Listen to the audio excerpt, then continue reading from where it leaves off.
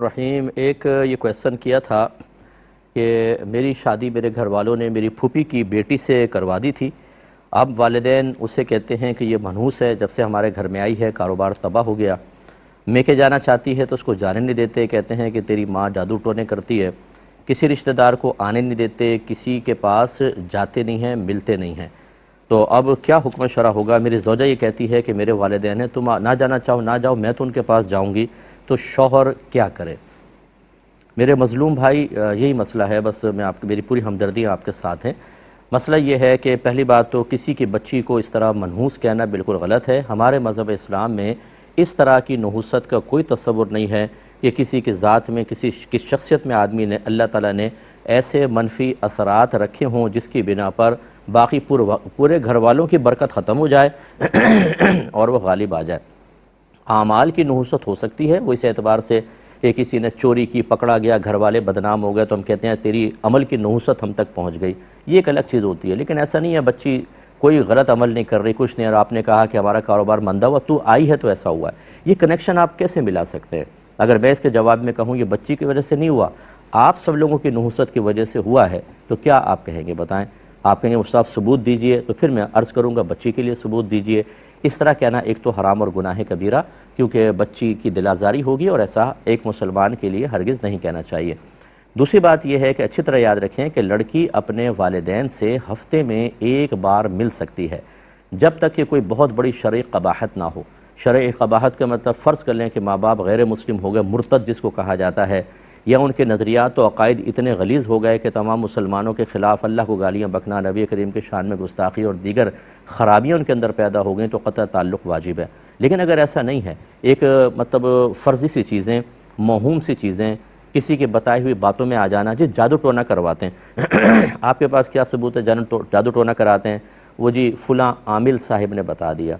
तो उस आमिल साहब ये क्यों नहीं कहते? मैं तो बार बार ये कहता हूँ, हर आमिल गलत नहीं होता ना। हर आमिल कोई ये दावा करता है कि मैं जो कुछ कर रहा हूँ 100% श्योरिटी के साथ है।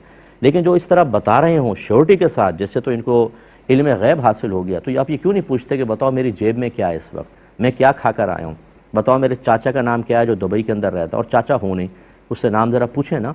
तो अगर उसको इतनी मालूमात है सब बता देगा।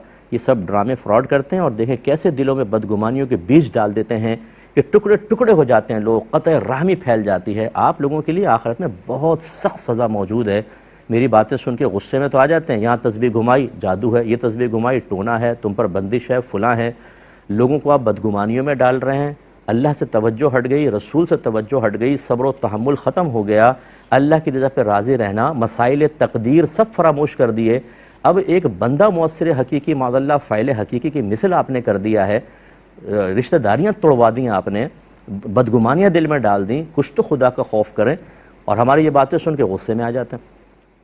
हाँ, फिर भी मैं ये कहता हूँ, अगर कोई आमिल साहब कहते हैं कि भाई मैंने हिसाब किताब किया, मुझे लग रहा है ऐसा है कि आप पे किसी ने जादू करवा दिया, या किसी की नज़र बद है और ये श्योरिटी के साथ नहीं है, 100% नहीं है, हो सकता है ना भी हो, गलत भी हो, तो ये मसला है। आप एहतियातन ये तावीज़ ले लें या ये वजीफ़ा वगैरह पढ़ लें, ये तो एक अलग बात है। लेकिन ऐसा अगर करेगा तो फिर तो लोग आएंगे नहीं उसके आस्थाने पर। इसलिए कुछ पुख्ता सा लहजा, मुस्तहकम लहजा, काबिल एतमाद तरीक़े से, बिल्कुल ऐसा जैसे गैब के दरवाज़े अल्लाह ने खोल दिए हैं, जिसके बारे में देख के बताऊँ ये जादूगर है, ये जादू टोना कर रहा है, ये मनहूस है, ये फुलाएँ।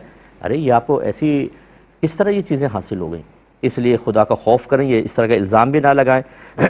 और ये कहते हैं कि रिश्तेदारों को मिलने नहीं देते, ये भी गलत है। अगर बग़ैर किसी शरई उज़र के किसी रिश्तेदार से क़त्अ ताल्लुक़ करेंगे तो नबी करीम सल्लल्लाहु अलैहि वसल्लम ने इरशाद फरमाया, किसी मुसलमान के लिए जायज़ नहीं किसी दूसरे मुसलमान भाई से 3 दिन से ज़्यादा नाराज़ रहे।